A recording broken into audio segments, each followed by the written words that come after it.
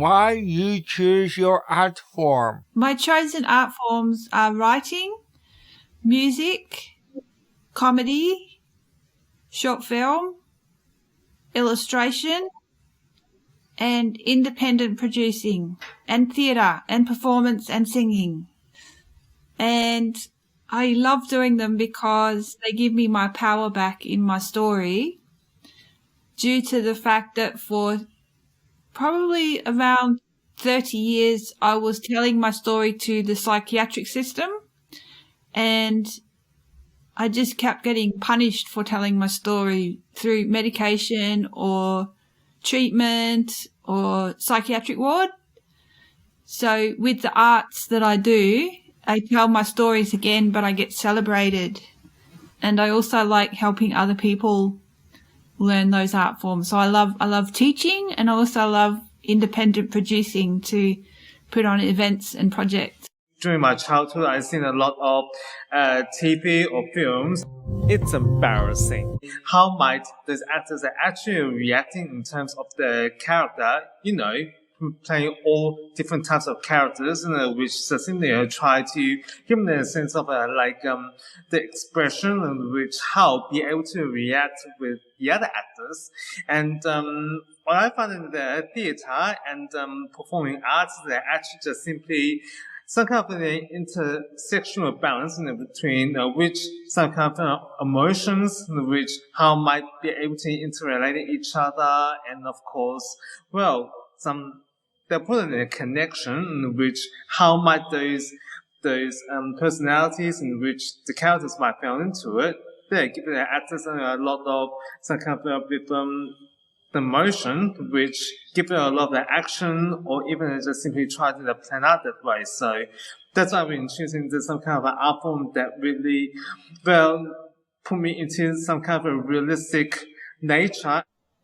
Why I have what did you say before? Photography. But, I will tell you because some things are my favorite thing to take a photo and a video. I have 3 favorite nature, and they are called trees and pinnacles and cliffs. That's my favorite, to become a flying master, safe and steady at the top, to play bubbles and wave down with a waving machine. So the art form that I decided to go with in the beginning was just painting. And I realized that I felt quite limited. And I felt it was quite deliberate, and it questioned my power in that medium. Yeah, and I felt like I needed more. So I made a decision to broaden the scope of work that I do.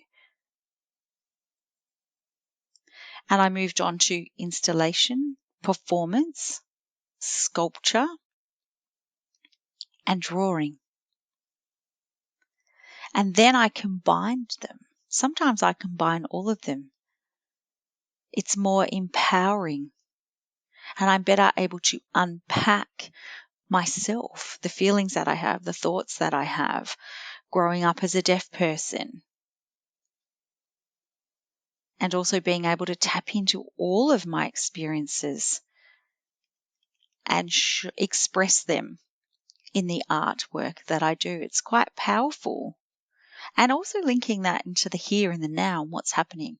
That's really important to me. And I like to practice like that in a broader sense. Some people are puzzled by the work that sometimes I present, and they'll question it, which I think is fabulous because it opens the work up to discussion. That's why I picked the forms that I did. As a child, I've always liked to watch television, imagine, play, and I like to create worlds. So naturally, theatre was just something I was into growing up. I joined theatre in high school, and then after high school I joined a theatre club called Fusion Theatre, and I enjoyed doing performances. However, over time I sort of lost the interest in the acting side of things and wanted to pursue I want to pursue a more directive approach of creating worlds. I prefer to direct because it's just easier to see my vision come alive.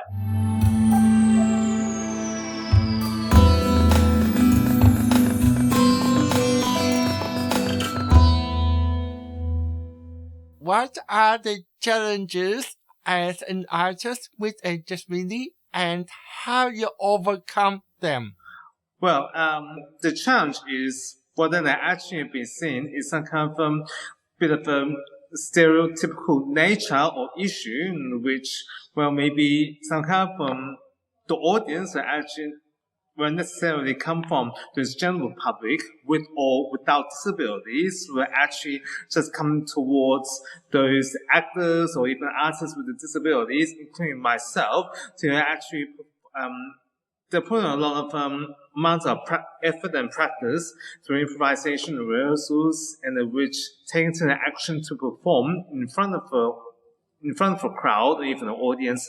So just simply, well, some kind of a sense of conceptual ideas on their minds, just simply all in their mindsets or actually what they've never seen compared to all those non-disabled artists. The challenges of doing my art with a disability is mainly around administration. So I have a cognitive processing disorder, which means that I can't read instructions and follow instructions. And the business side of running art is very difficult. So writing grants, networking with people. I'm very good at output, but really crap at input.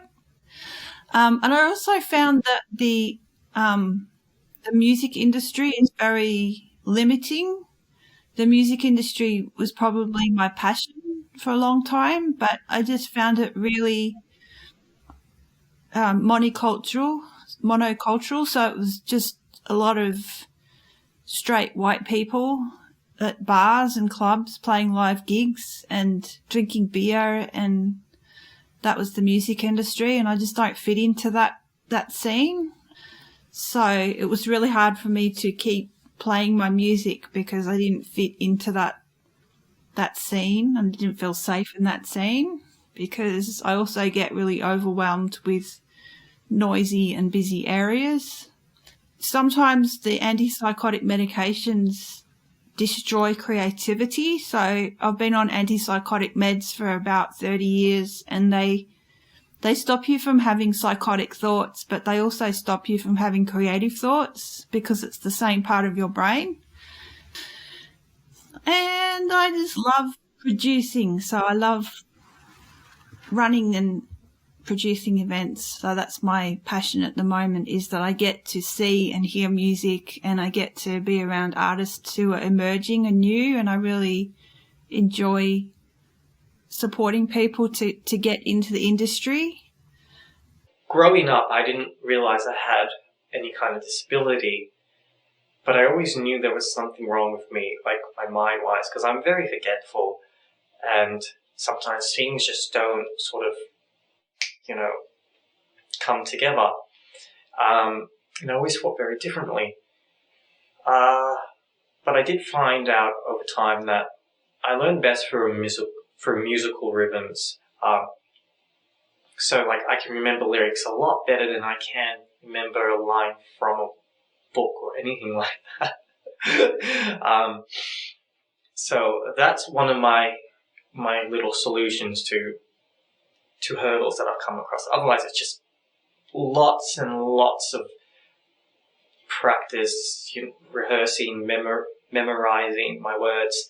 And even then, I've also learned from another theatre company I was part of that it helps to associate certain lines or certain words to something to sort of help jog my memory to remember, like, okay, once this is said, then I need to say this line. I do know that I best work collaboratively, not solely on my own, but it's nice to have someone I can bounce ideas off with, because sure, I can have good ideas, but sometimes they're not always the best. And it's just great to have a way to sort of rework ideas to come together. So yes, I work best in a team, and music helps me a lot. Maybe I had sometimes in class, but I don't really have problem. But I have, so I will let you know who has been taking drone photos on a good temperature days. Somebody's name is called Robert, and that's the person called. He has been hanging with me on Sundays to take good drone photos of my favorite nature places. They are called park trees and beach cliff rocks and mountain pinnacles.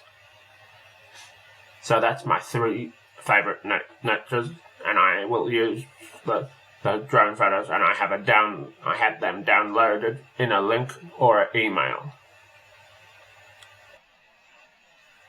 Because I press on the circle button to start taking a photo and a video, and I will tell you what I have been taking videos of. A video of me waving to train drivers, and they have been tooting me over the railway tracks from a bridge. Yes, I'm a good train waving friend. I'm a good train friend waving to people, and I will let you know what place I have been waving to trains on the ground. It's called Dorothy Avenue. That's down on the ground to see already a train coming, and I wear earmuffs. I have got earmuffs for the trains. When they beep their horn, that's noisy, and the train drivers have seen my ears wearing earmuffs blocked to be softer. Accessibility is always a huge barrier. People's lack of understanding, generally the hearing community or the wider community, is the biggest challenge or the biggest barrier. And always reminding people that I need access. The biggest power that we have is conversation. I need access to enable my ability, my involvement in conversations. A lot of frustration in that regard because communication breaks down often, and that is the biggest challenge. So access and awareness, there's no great awareness of the deaf community, and there's always the fight for accessibility. At the moment, as one example, I've set up a collaboration, an exhibition with a fellow artist and colleague, Claire Bridge. We've been working together for the last 2 years on this exhibition, and this is where we are now, just working in the space over yonder. I can't show you at the moment. We're just setting everything up. But the exhibition's called What I Wish I'd Told You.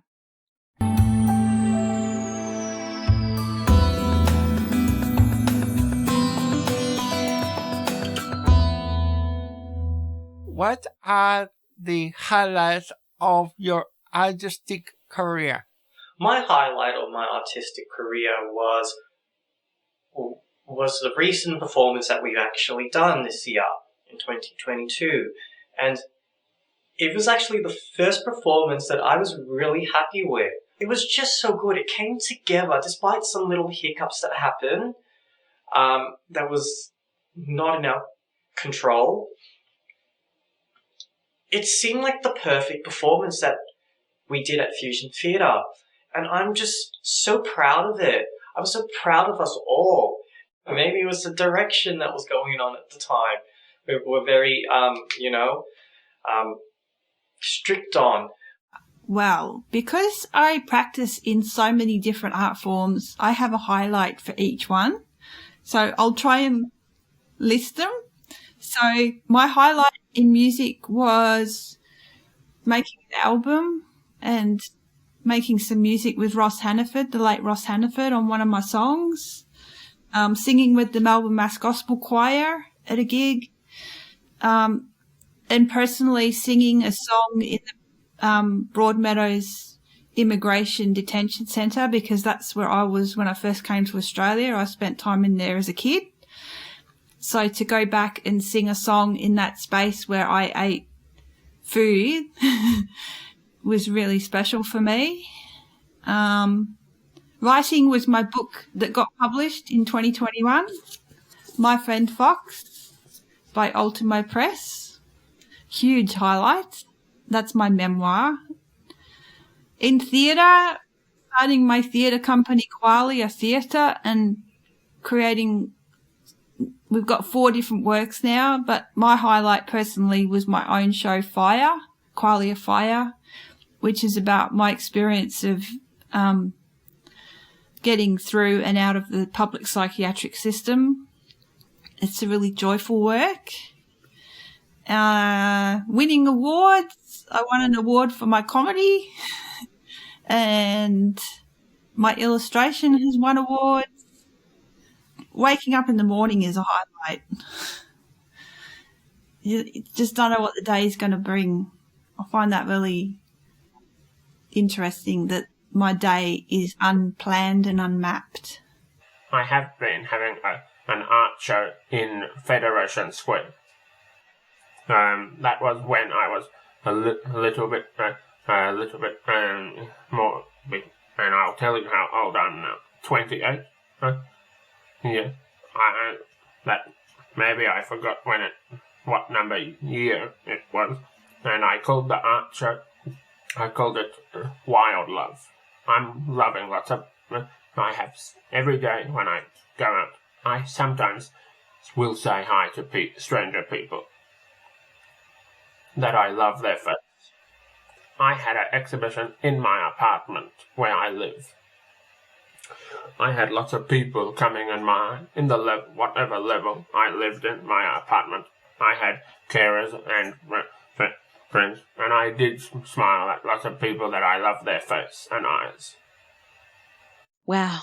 Moving on to the highlights. Last year I did an amazing exhibition of deaf storytelling. It was projected onto the textile work that I'd also done. I had 5 different works in place. Everyone was totally immersed and really enjoyed it. That was the highlight. The next highlight is what I wish I'd told you. It is the most powerful of exhibitions. People have RSVP'd in the highest of numbers. There are many, many people coming to see the exhibition. That is a huge highlight for me. Both the exhibition itself and the numbers of people who will attend. The next highlight is a residency in Venice. And so the learnings that I got from that experience, which was 7 years ago, were phenomenal and changed the way that I work now. I found myself being very empowered and broadening my horizons exponentially. It was quite extraordinary. Well, one of my highlights is, but actually, I made my theatrical debut through Costa, which is Geelong Society of Dramatic Arts local production of Chess the Musical, which is basically, produced by the former album members Bjorn and Benny, along with Tim Rice, who composed in this musical. Well, just simply, when I sat on the stage with wealth of experience in performing arts, that's why I've been earned Geelong Awards for People with Disability under the arts category to extend my achievements in the arts category, which is I'm so amazed about it. And through my involvement with the back-to-back theatre, which is part of the ensemble for the production of Shadow His Parade, had to become. That's what helped to earn the Green Room Award for the best performance by an ensemble. Another accolade and achievement, which is Geelong Award for People with Disability under the Achievements category back in 2020 for significantly showing my exemplary achievements in my personal life. That's why I recently completed my project called My Story Project to the City of Greater Geelong, showcasing and developing my storytelling skills, which basically about my life of being an artist with a disability, being grew up within a Chinese family. So yeah, that's what I've been proud of. And most recently, we're actually back-to-back theatre have just received International Ibsen Award, which is based in Norway. That's referring to like being dubbed as the Nobel Peace Prize for Theatre, and I've already received 400,000 Australian dollars to be able to use those funds to reduce all the future or even the potential production which back-to-back theatre will be producing and creating.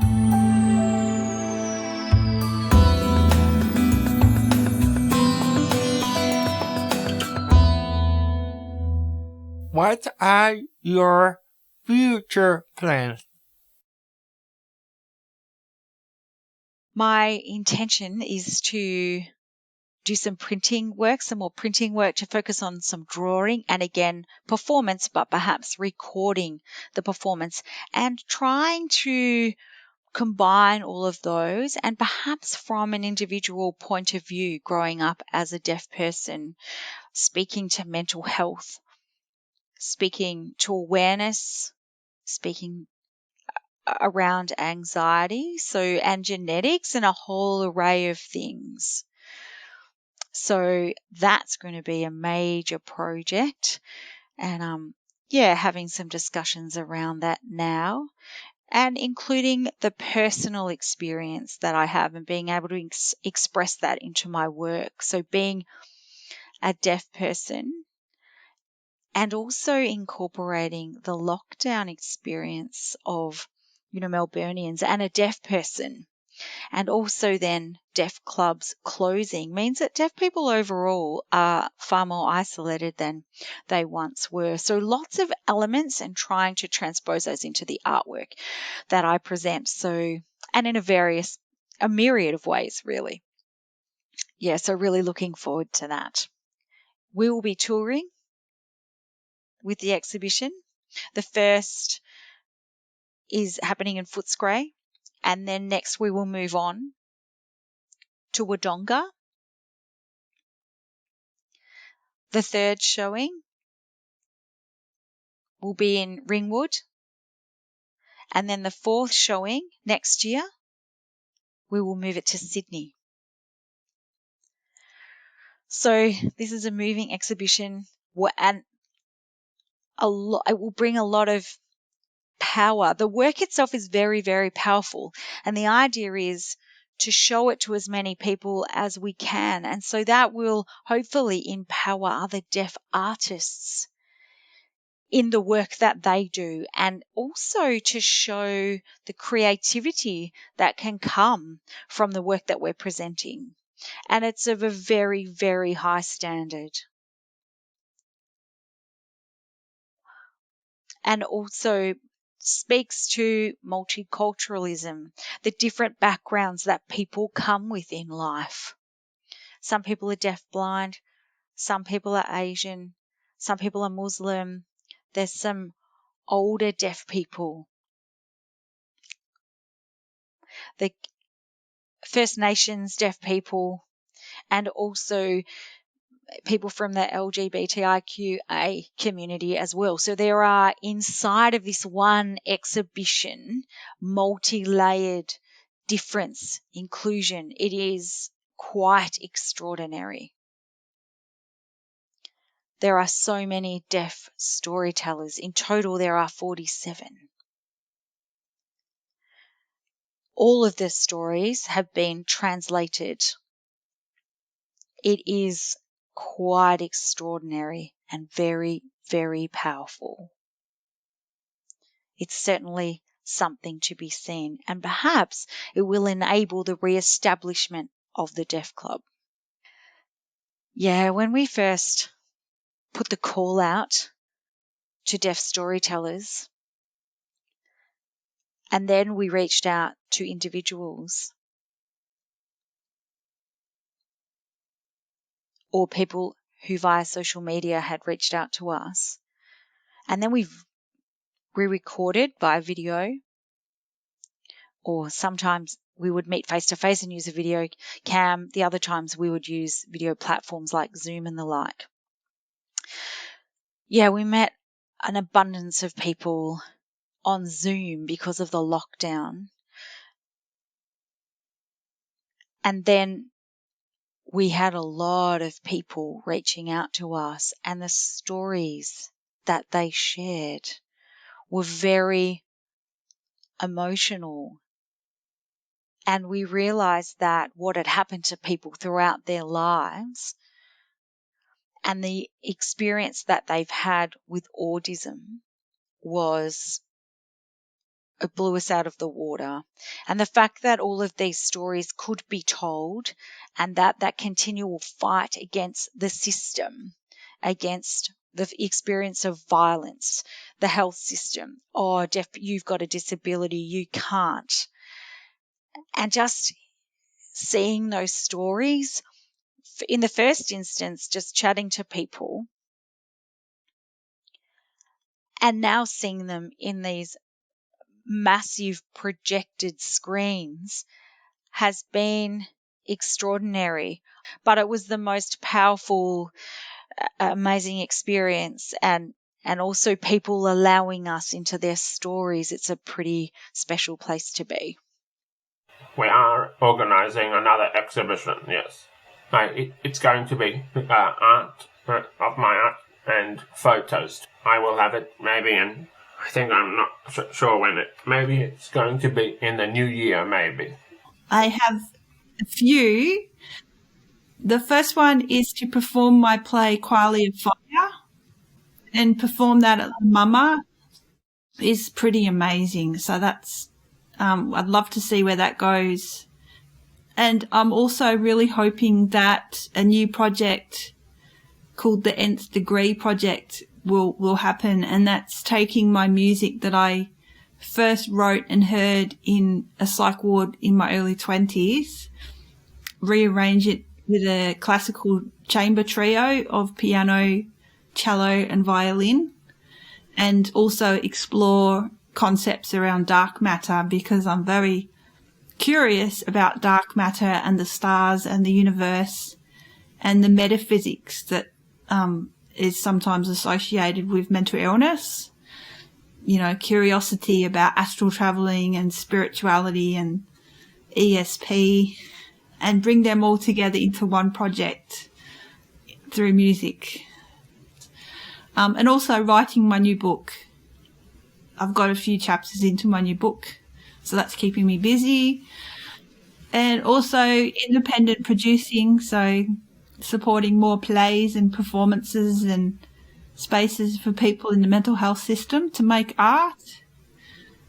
My organisation, Skitsy Inc., has a lot going on. So we've just opened the country's first art studio led by and for people with diverse mental health at Abbotsford Convent. That's really exciting. And also the Skitsy Healing Farm, which we're working on. So hopefully in a few years we have a property in regional Victoria with animals and nature and soil, and people with complex mental health realities can come and work on the land and with country and have a bit of time out and a bit of healing and a bit of fun. That's what I hope in the next year or 2 years. I want to direct. That's basically it. I want to create my own content. I even more than happy to be an extra in things. I currently work at the Drum Theatre, and that's a fun place. I really enjoy it.